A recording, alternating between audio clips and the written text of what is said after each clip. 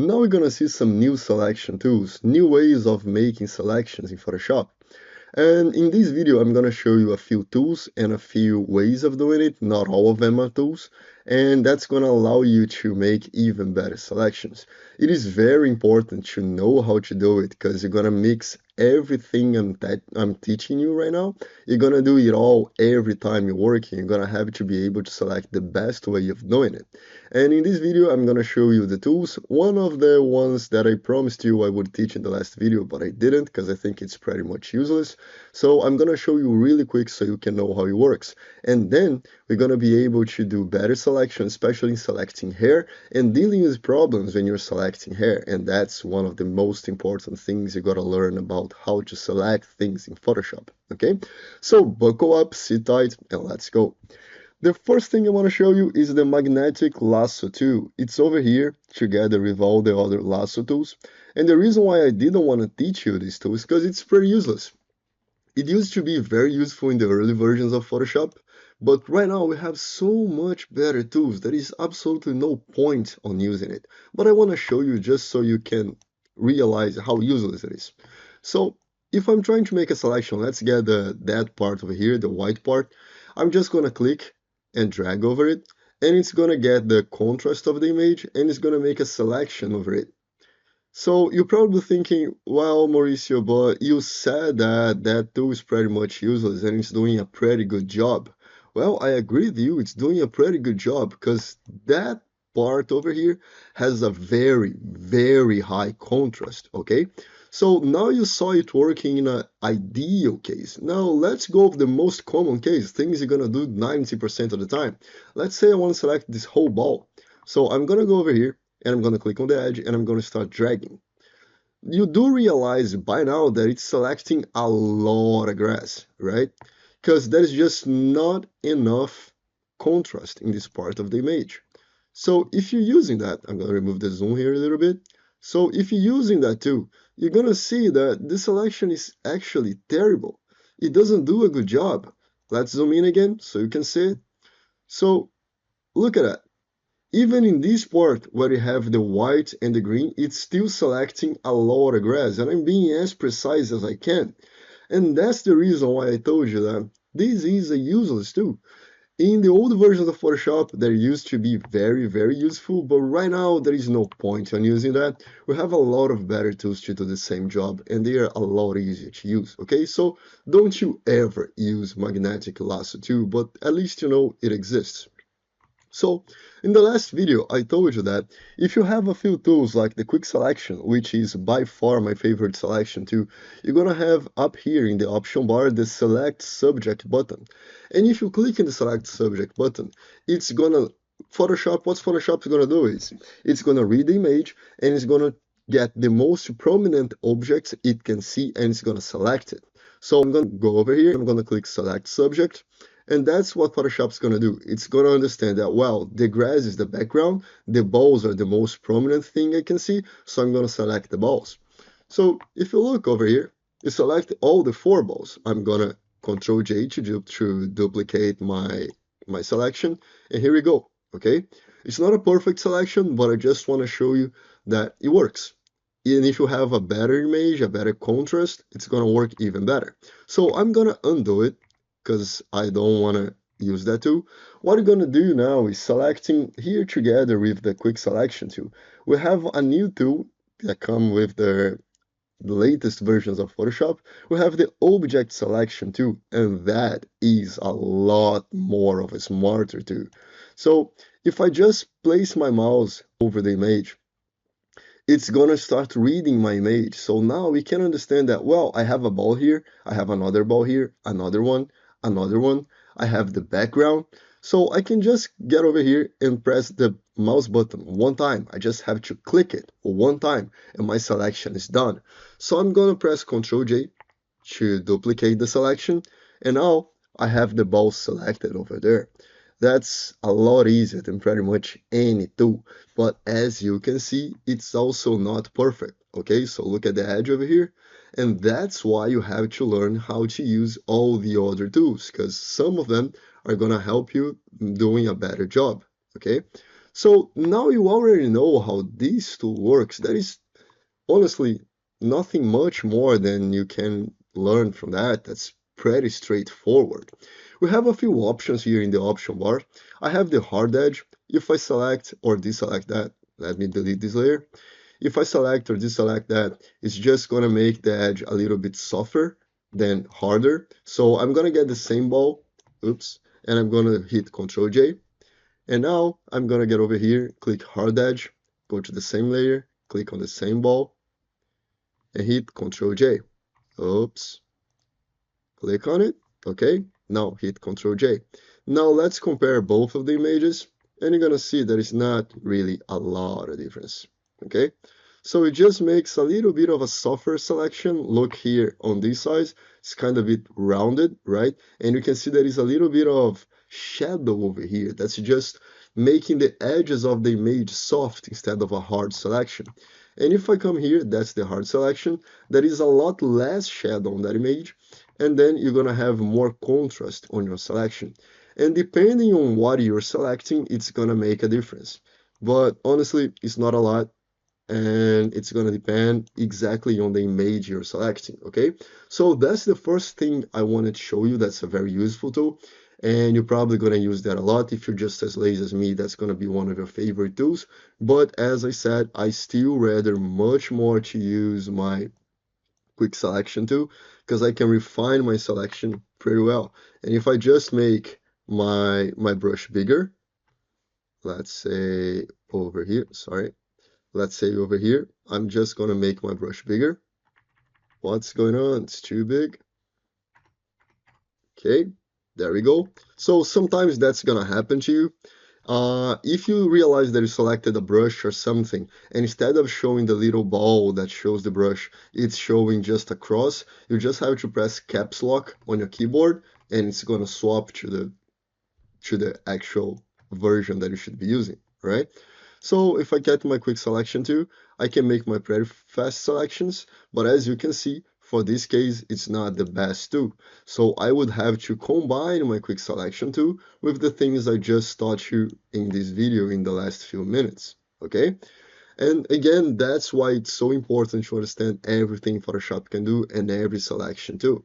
So I'm gonna remove the selection. Now I've already showed you the things I want to show you about this selection type. And now we're gonna go for the actual hard ones. In this case, I have a very good contrast between the background and the image.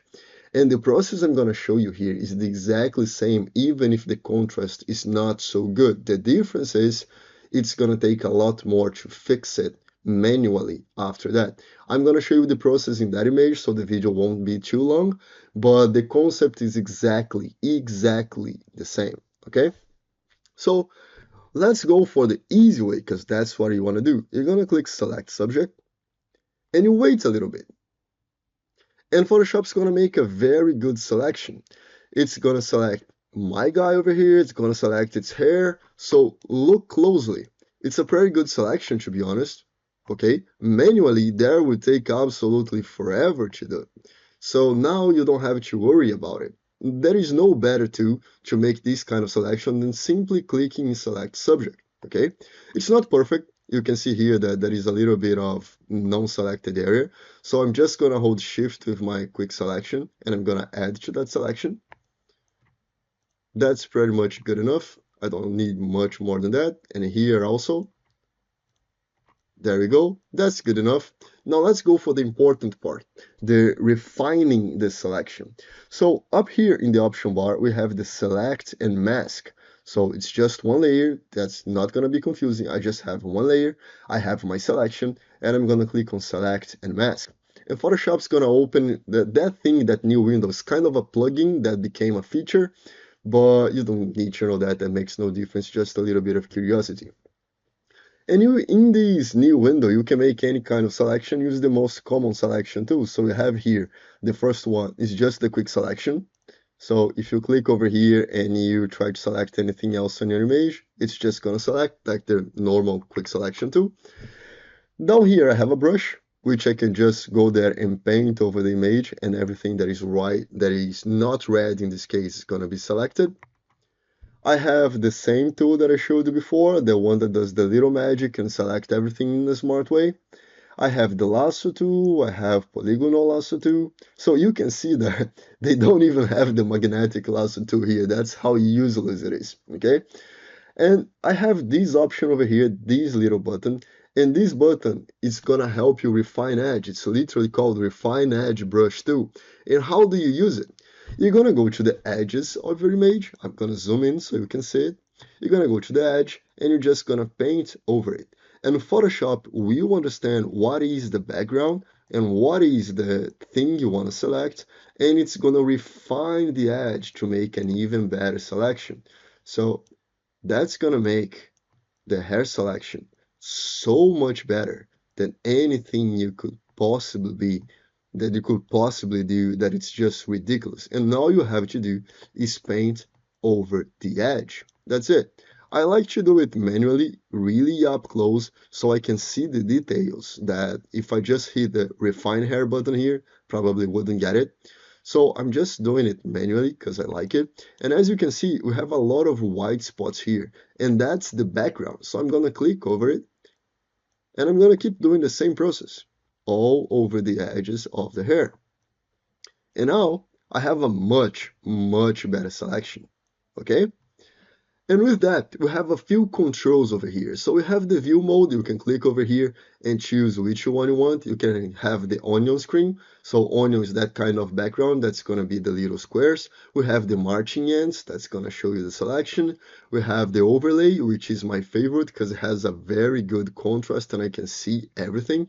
I can get it on black. That's going to get a, not a black, but a gray background. On white, that's going to be a white background. Black and white. Everything that is white is selected, everything that is black is not, and on layers, which is pretty much the same thing of the onion skin, but the onion skin shows a little bit more of the background over it, okay? So that's called onion skin because you can see like it's over a layer of an onion, okay? You can see through it, but it's not perfect, but on layers is gonna show you exactly how it is. I'm just gonna keep the overlay, that's all I'm interested about. And you have a few options here. You can change the opacity of the background. You can change the color of the background, just in case that image had a red background. So you can make it blue, and it's going to make it a lot easier to select. And right now, you probably can see that if I get light colors, the selection seems absolutely perfect. But if I get more darker colors, you're gonna see that it's not as perfect as you were seeing before, okay? And that's the thing you're gonna fix just later on this same video. So I'm gonna keep the current, I'm gonna keep it red, and I'm gonna go down here in the edge detection. So let's see what happens when I drag these things. It's not very complicated. Every time you see a slider in Photoshop, all you gotta do is you click on it and you go all the way to one side and you see what happens. And then you go all the way to the other side and you see what happens. And then you're gonna realize, oh, okay, so the edge detection is trying to get even better edges, but sometimes it doesn't do such a good job unless the contrast is very high, okay?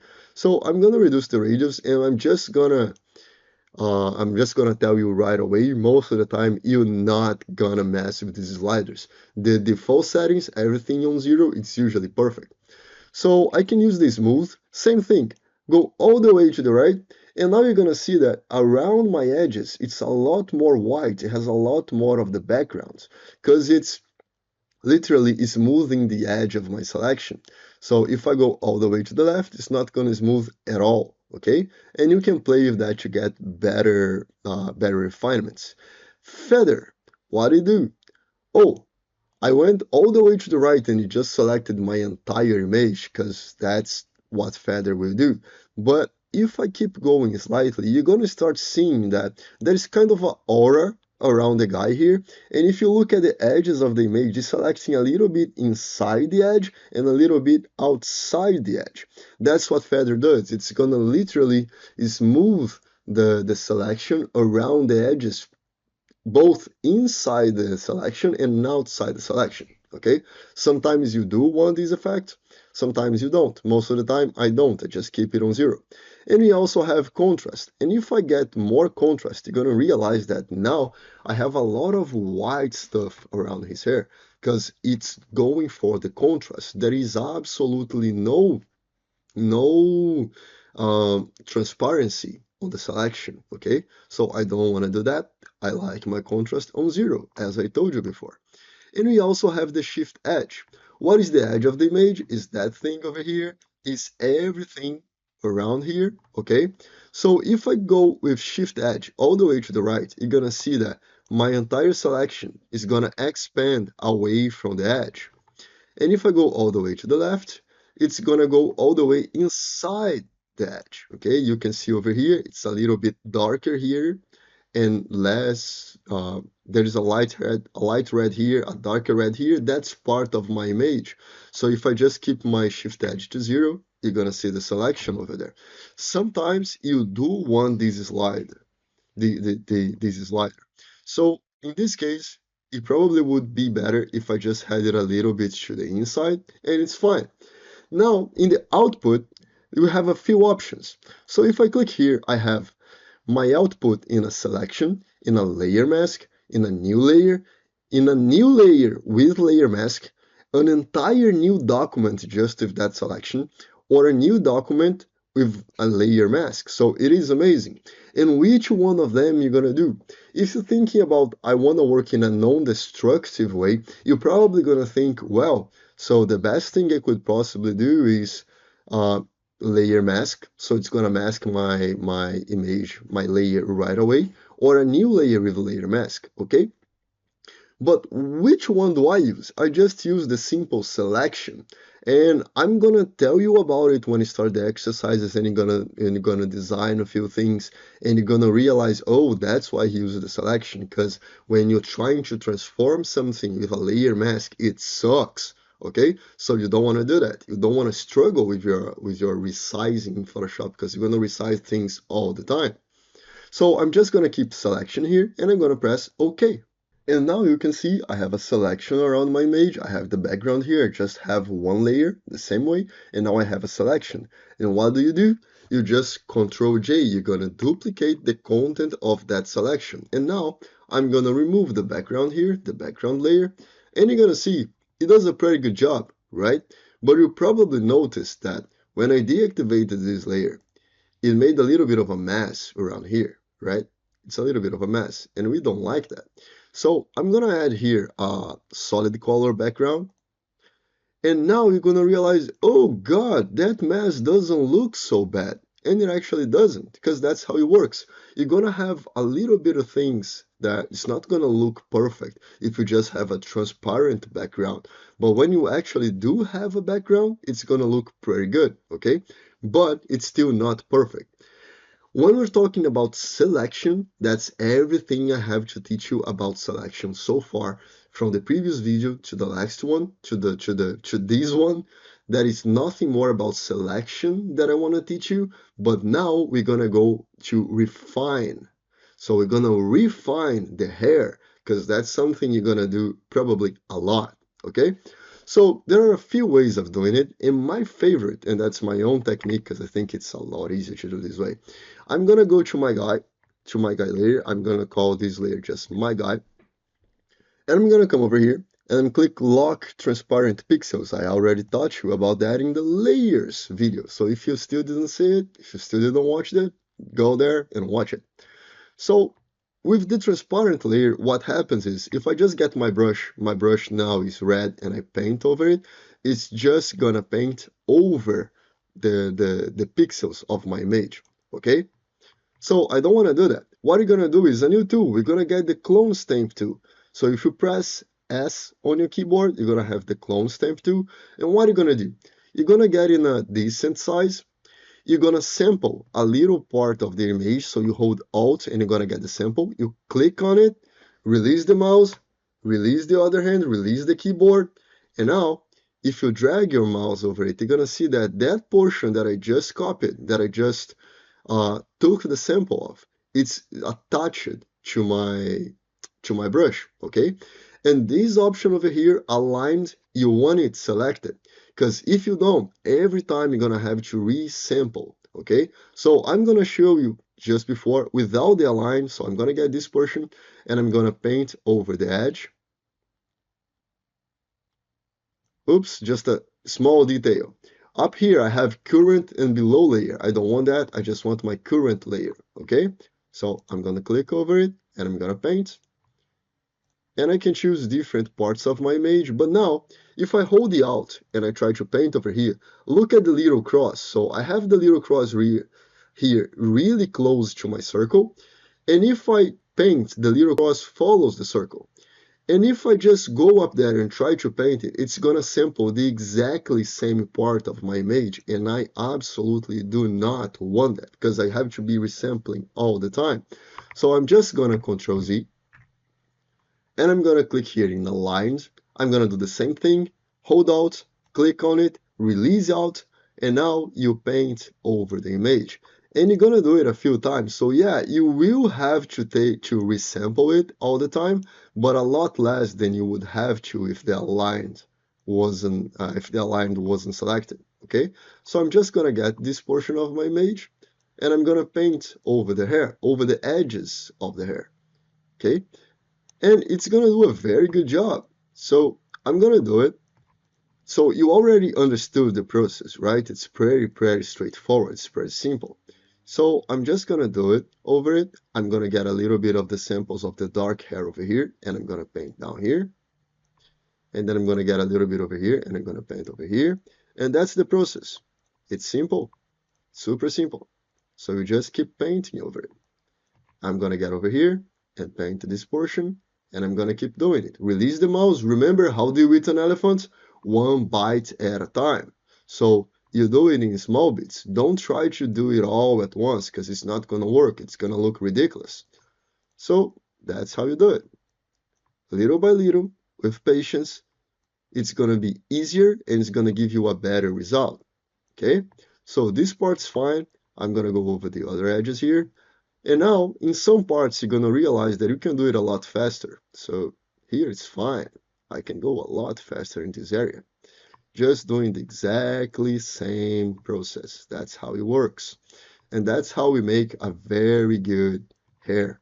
Okay, hair selection, hair treatment for the selection, and everything like that. So all this white part here, it's just gonna absolutely disappear because now it's gonna have the hair color. Good, good. You liking it? So if you didn't hit the like button, go on, please, please. That helps a lot.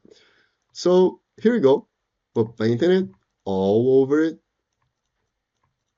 I'm gonna refine this hair as best as I can.